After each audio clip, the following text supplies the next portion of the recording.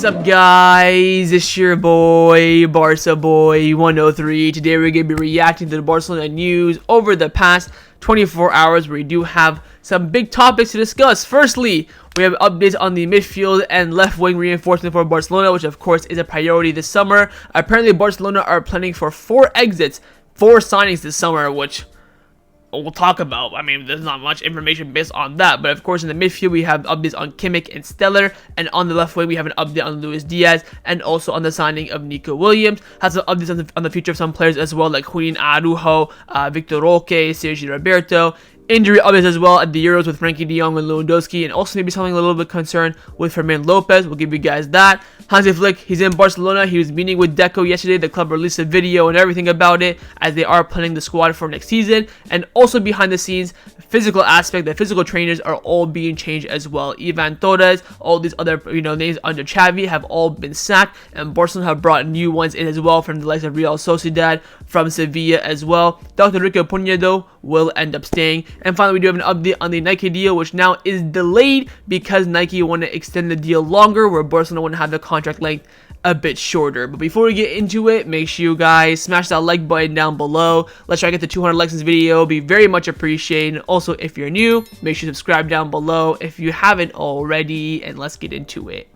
Now, before we get into this video is sponsored by LU Soccer. LU Soccer is the best and most versatile replica jersey website on the market. They have everything you got on this website. They've got every single kit from every single club, retro, authentic. They even got some NBA stuff as well.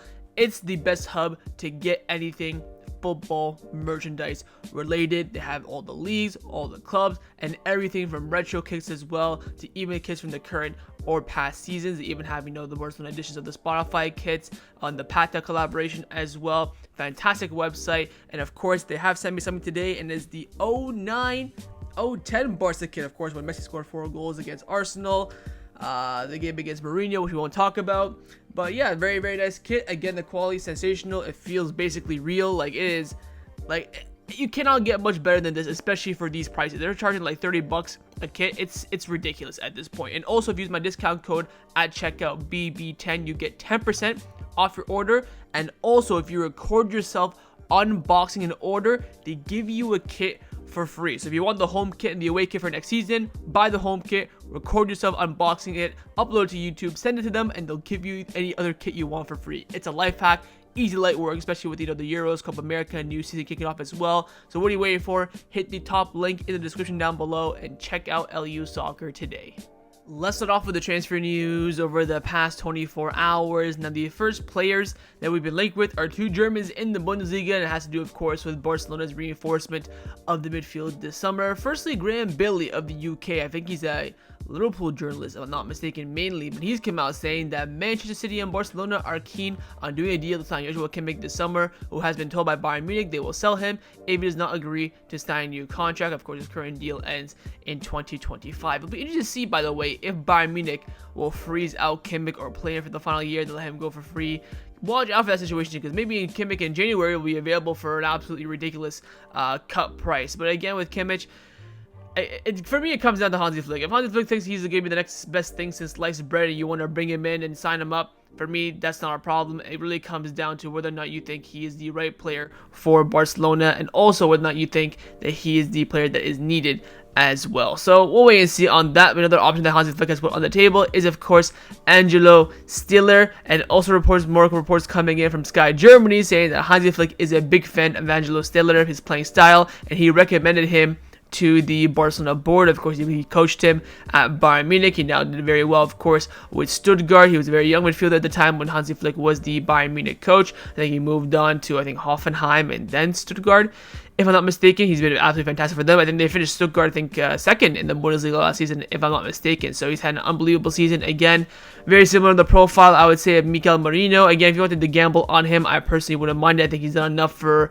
Barcelona to go out there and see and take the risk on him for 25 million euros. I just think personally there's other safer options out there, but we'll wait and see how things turn out with these midfielder reinforcements. I think really until Barcelona return to the 1-1 rule, nothing's really, clear or concrete as things currently stand. But again, we're looking at right now highly German suspect returning in the midfield. From one priority position to another, we also have some updates on the reinforcement of the left wing position and some good news, in my opinion, and that is on Luis Diaz. According to Fabrizio Romano, Luis Diaz to Barcelona is almost impossible at the moment. Again, at the moment meaning if we don't sell Rafinha, at the moment meaning we're not currently in the 1-1 rule, so I guess under these current terms, of course, never gonna happen, but if things go our way, things could definitely change. Now, Luis Diaz himself has come out speaking to the media on his future and speculation of Barcelona, saying that I'm very happy at Liverpool. It's a great team and a club. I've always wanted to play there. I'm so very happy and relaxed. I'm not thinking about anything else. Again, every player is going to say this unless it's a player that's very obviously trying to push for a move out. It's going to be the same lingo. So we'll wait and see. I would keep your eyes on Luis Diaz. Both Laporta and Deco are big fans of the player, but I think everyone can all agree the main priority from the Culé standpoint, from the Barcelona fans, is of course Nico Williams. Now, Gerard has come out saying that Nico Williams will be very excited to join Barcelona, and he is very open to the prospect of joining the Catalan side. Lamine Yamal's been doing press as well, talking about how him and Nico are so close that he would like for him to play for Barcelona, but it's not up to him, blah blah blah. I mean, you cannot get more perfect of a signing this summer, in my opinion. Yes, there's going to be a bit of risk. He's a bit young, yes. There's some parts of his game that need to be improved, but the trajectory is just nothing but sky high. And if you watch out for what him, I think Lamine Yamal and Nico Williams are going into this Euros as the best winger duo in the whole entire tournament. If they cook, the Barca fans will not shut up. And the thing is, right, the athletic club don't really have too much leverage because there's a release clause. So if you pay it, great. If you don't, but if he has a good Euros, there's going to be other clubs in the race that will pay the release clause immediately. They will offer him a bigger contract as well. With Barcelona, we want to kind of offer a bit more than the release clause, but that way we can be able to pay the fee in installments. So again, it's a deal that Barcelona should be absolutely all over. It's not only a play that will benefit Barcelona and that the board do like for sure. I think Deco and Laporta and co do like the player, but I don't know why. They kind of like Luis Diaz as well. But every single Culé in the world wants this player. It's a sign that will help, that will please everyone involved. So it's a no-brainer, but we'll wait and see how things do turn out. Again, activating the release clause immediately, playing up front is not feasible, but paying a bit more, paying in installments, maybe even striking a deal with a third club to kind of break down his release clause could be possible as well. But again, he's kind of the main winger priority for Barcelona as things currently stand, since Luis Diaz's operation isn't really that feasible. Now, one of the more interesting reports that have come out over the past 24 hours, which we can't really classify under BS, but we can classify, of course, under highly suspect, and that is this news coming in from David Bernabeu of Sport. He's come out saying that Ansu Fati could be key in being able to sign right back star Jeremie Frimpong, who Flick likes a lot. However, Ansu Fati's main objective is to convince Hansi Flick and not to go to Bayern Leverkusen. Apparently, Barcelona are thinking about proposing a Ansu Fati Jeremie Frimpong swap deal. Now, in terms of valuation of the player, it's kind of pretty close. I'd value Frimpong at around 40, Ansu Fati at around 30, so straight swap wise, wouldn't mind it. I think Ansu Fati would do so well under Xabi Alonso as well, playing in a midfield that's very similar to what he's seen in his time at Barcelona. Alex Garcia joining as well. I think Ansu Fati would do so well at Leverkusen. I still think though Sevilla is a better move for him overall if the long-term goal is to succeed at Barcelona. Would I do this deal if we need a Frimpong? Sure, but we don't need it. I mean, this is the most pointless rumor I've seen. If we don't get Cancelo, then sure, yes, this can be an option. But you tell me you want to have Frimpong, Cancelo, Julian Araujo, Balde, Hector Fort, Jules Koundé. You're going to have 6 fullbacks when you only need 4. It's just doesn't make sense whatsoever. And also, using up, maybe because, we want to get rid of Ansu Fati, we can't sell him, but we can use him to get a different player. Fine, but I'd much rather sell Ansu Fati and then liquidate that transfer fee myself than go out there and swap for a player that we don't need. I don't really understand the thought process behind this. Now, we're not even playing a back 5, and even so, Cancelo can do that job at a great level, especially over the next 2 years. Again, our priority should be pivot, left wing. Everything else after that is a bonus, but it's a sign that I don't think is really necessary. I'd rather sign a different goalkeeper. I'd rather even maybe look at our striker options. I think there's so many other things we should be doing ahead of getting in a more attacking fullback than Cancelo. So we'll wait and see how things do turn out. But I think honestly this is kind of smoke and mirrors. I don't really see too much into this. Again, David Bernabeu is the only one saying this. No one else has come out confirming it, but he is kind of a reliable source as well. That's the only reason why I'm bringing it up. So we'll see how things turn out, but I think it's very, very unlikely that we'll see Jeremie Frimpong at Barcelona this summer. Now, over the past few days, if you've been watching and following on all the news videos, you've been seeing a lot of names, a lot of numbers, a lot of different rumors coming out recently, and the reality is that Barcelona right now don't know what they're doing because they haven't even returned yet to the 1-1 rule, and they don't even know their salary margin as well. Jeremie, who is again very close to the Barcelona board, he's come out saying that there have been a lot of names floating around in the past few days, but until Barcelona get the green light for fair play, nothing is going to happen. Have patience. He also, this is the big bombshell, he also came out saying that about 4 exits and 4 signings are planned as of today if the club do return to the 1-1 rule. Now I'm sitting here thinking, alright, 4 exits. Are we talking, Romeo, Alonso, Lenglet, Des Roberto? Or are we talking Rafinha, Araujo, De Jong, and someone else? What kind of exits are we talking? That's my first question. My second question is 4 signings. Thank God there's 4. That means a pivot and a left wing is pretty much guaranteed.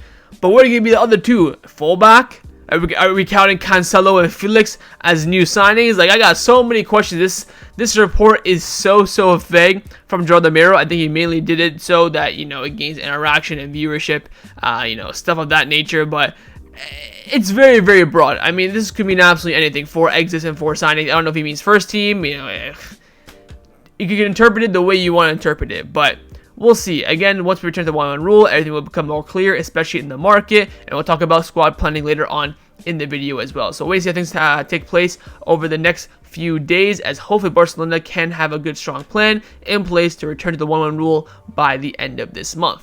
Let's discuss the players that have been rumored to leave Barcelona over the past 24 hours. First up is the first team captain in Sergi Roberto. Now, what did I tell you guys in the last video? I'm still very much on the side that I think that Roberto's going to stay. I think we're going to return to the 1-1 rule. We're going to see how much space we have, and we're going to register Roberto.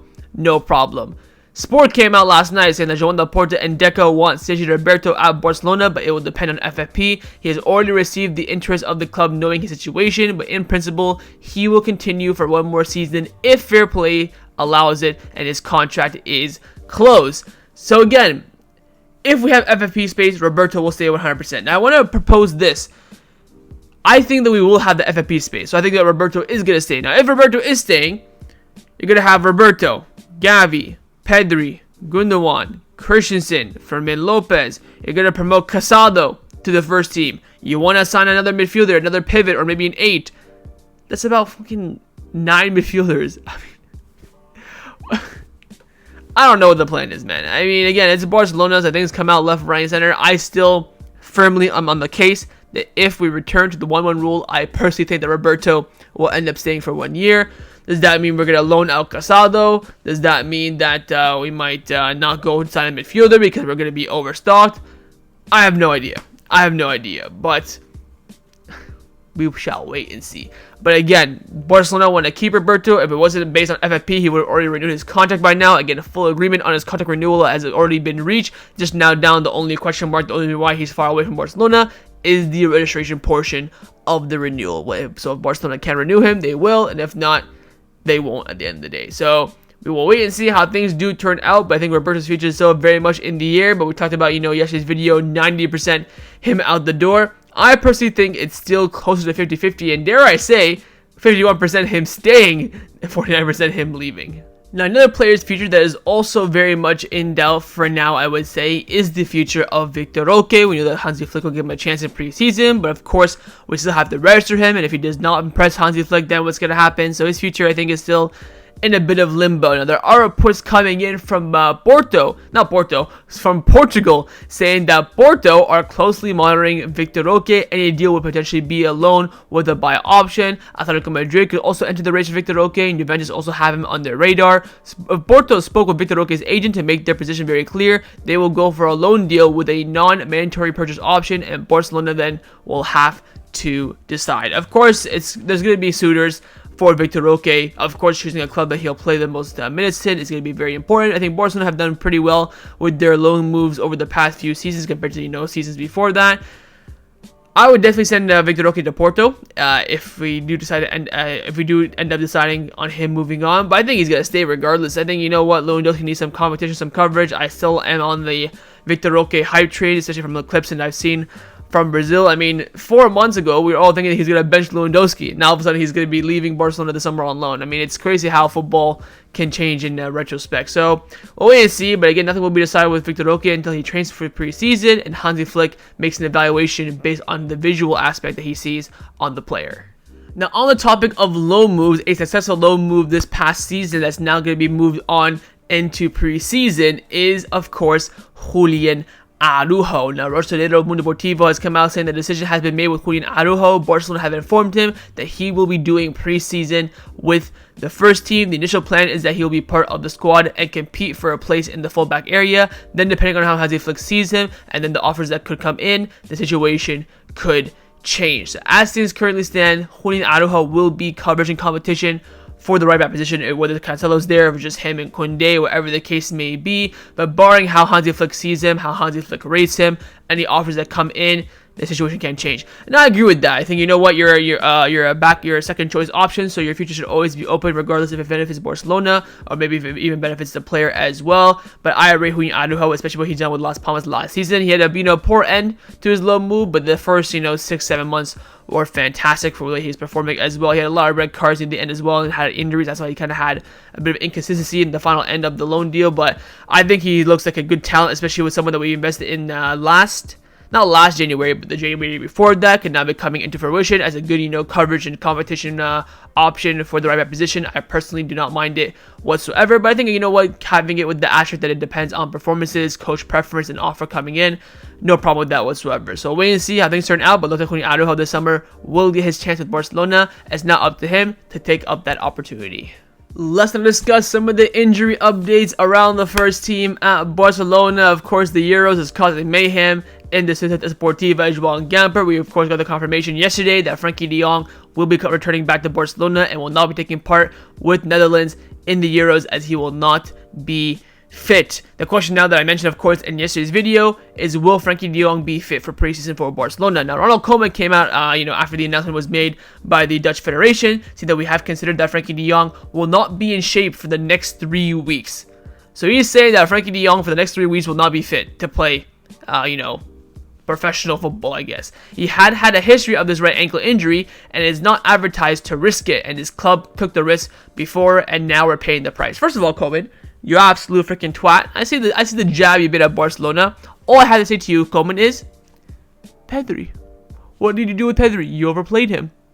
You absolute hypocrite. Swivel on that. We pay his salary. If we want to risk him, we can risk him if we want to. Shove it up there where the sun don't shine. Now, Fernando Polo has come out saying that Frenkie de Jong will not undergo any surgery for his ankle injury. So again, he will stick with the conservative treatment. Which again, I'm surprised again that he was training with the Dutch team 2 days ago. He apparently completed the full training session. He just didn't go into any 1v1 duels. And now all of a sudden he needs another 3 weeks to recover. I kind of feel like low key he kind of relapsed a little bit in that training session, but no one wants to bring that up. Anyways, Mundo Deportivo also came out saying that UEFA will pay £50,000 to Barcelona for Frenkie de Jong for the 5 days that he was with the Dutch national team ahead of the Euros. €10,000 per day. Getting cash money. We'll take it. But yeah, that's obviously, of course, UEFA compensating for injuries of players when they're out on international duty. But again, with Frenkie de Jong, if Koeman is saying he needs at least another 3 weeks, that should mean that he will be fully fit by the time preseason starts. So no break, you could say, for Frenkie. He's gonna be rehabilitation and all that stuff during these 3 weeks. So hopefully he can get fully fit for the time to train with Hansi Flick for the first time ever. So that's on Frenkie. He'll be out, of course, for the Euros. Should be out for about 3 weeks according to Koeman. Again, he's on track to be fully fit for the start of preseason, but still no holiday for him. So hopefully that won't have too much of an impact. But Frenkie de Jong is not the only Barca player that got injured during the Euro preparation. It's also your main man, Robert Lewandowski, who went down in a friendly game. I think it was against Ireland or something. Anyways, here's the crazy thing about Lewandowski. So, following the injury, the press conference the night of, we got reports coming in saying that Lewandowski was suffering from just a minor muscle pain, nothing serious. There'll be more tests done later on, but sources close to the player said that's just a matter of a few days, and he'll be fit for the first game against the Netherlands, funnily enough. Also, after the game, we had the Poland coach say that Lewandowski just had a little minor injury, and we hope there will be no problem. I think the Simcope, who's usually very close to Lewandowski's entourage, came out saying that Lewandowski will be 99.9% available to play in the game against Netherlands in the Euros opener for Poland. Sources close to him say that there's nothing serious and it's only a minor discomfort. I'm not even kidding you when I say this. 2 hours after Nico Williams said 99.9% that he will be fit, Poland confirmed that he's out for the game. You just cannot make this up. Firstly, credit where it's due. 24 Martin came out first, saying that Lewandowski is out for Poland's first game in the Euros against Netherlands, but he will be fit for the second and third game against, cannot remember off the top of my head. I think Austria and France. That's what it is. And then Sociedad also confirmed this, saying that Lewandowski will now be able to play Poland's opener game against Netherlands. His injury is not serious though, and he's expected to take part in the other 2 games. The Poland Federation also released an official announcement as well, saying that he will not be available for the first game, and we're going to try our best to have him available for the second and third game.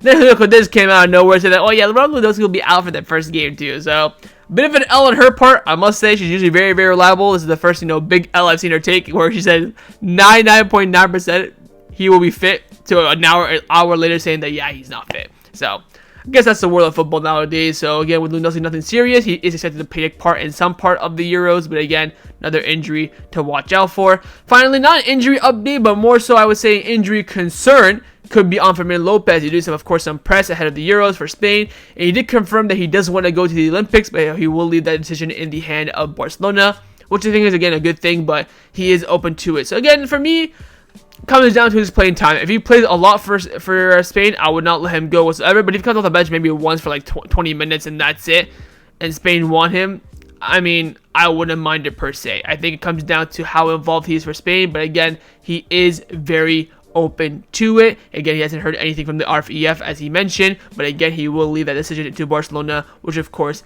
is a positive. Let's discuss some of the news surrounding Barcelona over the past 24 hours. Firstly, we do have some news in regards to the Hansi Flick era beginning at Barcelona. Sociedad from Mundo Deportivo came out saying that Hansi Flick did arrive in Barcelona yesterday and he will stay for the rest of this week. He will take the next few days to watch some Euro games as well, and during this week he will meet with Deco and then he will return alongside his assistants around the end of June. Now, on his assistants, Hansi Flick's assistant Marcus Sorg and Tony Tapalovic, and also even Westerman will arrive in Barcelona at the end of this month, at least a week before pre-season starts, to finish having all the work well planned. So Hansi Flick is in Barcelona. We've seen some clips of him, and I cannot believe I'm saying this. The club released a video of him chatting with Deco. I mean, bloody hell. This is why you take everything the Spanish media says as truth, because there are rarely any mistakes, rarely any lies. I mean, how the club are out here releasing a video of Hansi Flick and Deco talking about transfer plans. Oh yeah, let's sell Deco, let's sell Fermin, let's get this player out. Like, I don't get it. I really don't get it. I think they're just kind of trying to get some clicks and engagement from the hive and the hype of Hansi Flick and a new coach, new era, all this crap at Barcelona. But I'm not really a big fan of Barcelona kind of releasing that kind of information and, confirming that kind of news as well. Now, also we have some news in regards to the physical aspect of Barcelona. Having Miguel from AES came out saying that Hansi Flick began to outline the main lines of his project today at the Ciudad Deportiva Joan Gamper. There will be a lot of changes in several areas of the first team with specific attention to physical preparation and recovery. Flick also wants to improve the section of recovery of injured players. In this sense, he plans to meet within the coming days with the brand new signings of the club, Rafael Martinez, and also with Dr. Ricard Pruna, who is expected to stay. This area is currently made up of a total of 7 people. But those 7 people might not last, because Barcelona have already begun making movements without Flick. And I mean, Flick's probably in on it, but they haven't started making movements. Firstly, we've sacked a lot of the physios and the physical side. The only one that's really staying from Xavi is Dr. Ricard Pruna, who of course we had to pull an arm and a leg to bring, I think, from Qatar or wherever it was. But we've made some moves, so reports coming in all over the place, confirmed by basically everyone as well. A change in the physical staff is coming. Pepe Conde, currently Sevilla's physical trainer, is close to joining Barcelona, and he'll be the one replacing Ivan Torres. Out of 7, there will be 4 or 5 physios at Barcelona, new physios I should say, at Barcelona, and Dr. Ricard Pruna will be staying. Another one that's going to be added on is Rafael Maldonado, who's currently at Real Sociedad, and he'll be joining as well as a new physical trainer. And the club's currently working to boost their physical preparation, thus making changes in the staff. They're not only bringing in new physiotherapists, but also terminating contracts of the current ones like Carlos Nogueira, Isaac Siriano, Edu Martinez, and Munel. These are all the players these are all the people that you see kind of sitting on the bench around the players during games, and the guy with with the man bun all the time and all this stuff. So they're basically just sacking off everyone and bringing a bunch of new people in, which, to be honest, don't mind it. It's something that we've kind of needed for a long time now, especially with the kind of a reset with Xavi leaving. Nothing's really improved. We still had a lot of injuries last season and a lot of relapses as well. So hard reset. You keep someone like Ricard Pruna, who knows the club, knows the culture and style, and how things operate from the physical aspect and also from the medical aspect of Barcelona as well, and you build a team around him. Don't mind it whatsoever. So again, Flick era is starting. It is seeing some wheels putting in motion now. They're beginning to plan the squad and also making a lot of changes behind the scenes as well.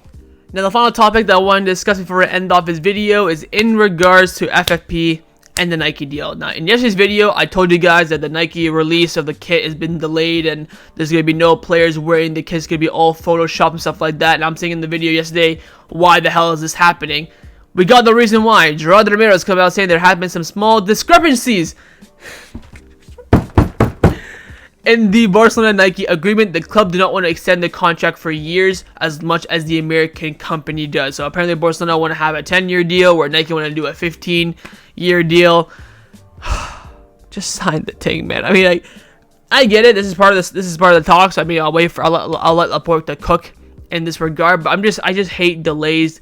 I told you guys this 5 months ago when this Nike deal was gonna happen. I told you it's gonna be announced on June 28th. And I'm telling you, I'm going to be right. Barca boy never misses. I can read this club like a freaking book. We do everything last second.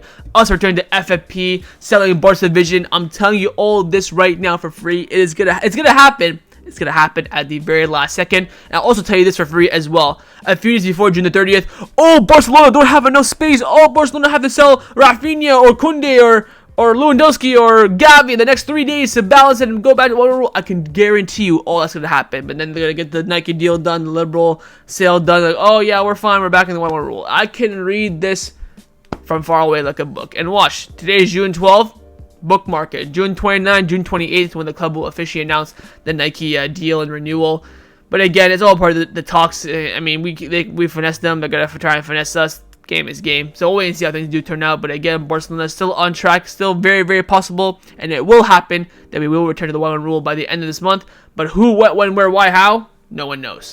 So that was my reaction to the Barcelona news over the past 24 hours. Hope you guys enjoyed this video. If you did, make sure to leave a like, and of course leave me your thoughts down below in the comments on everything we discussed. The main thing, firstly, of course, is your thoughts on the signing of Joshua Kimmich. Would you go for him or not, depending, of course, on the opinion of Hansi Flick. Second, your thoughts on that left wing reinforcement. Apart from Nico Williams, is there anyone else that you really like? I see some people mention Olise in the comments. I have no idea what you're smoking, but bring me some other, better options than that if you somehow think there's someone out there that's better than Nico Williams for the current Barcelona project. Your thoughts on the future, of course, of Vitor Roque, Sergi Roberto, injury concerns at the Euros. Are you worried there could be more later on? Your thoughts on the physio changes as well, and the Hansi Flick era beginning with him doing squad planning with Deco yesterday. And of course, make sure you guys subscribe down below if you haven't already, and I will see you guys next time on the channel. Take care, and Forza Barca.